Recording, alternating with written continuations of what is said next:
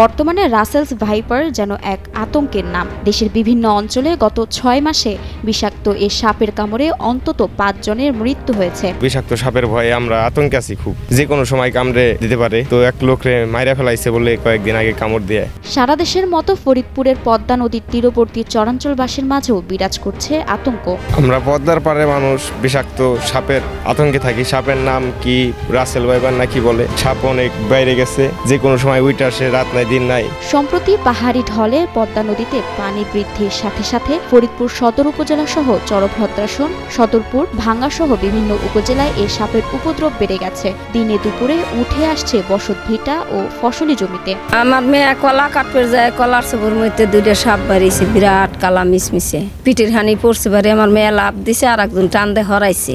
নাইলে তো আমার মেয়েরে কামড় দিলে আমার মেয়ে বাঁচত না। এই বিষাক্ত সাপের আতঙ্কে নির্ঘুম রাত পার করছেন চরাঞ্চলের বাসিন্দারা।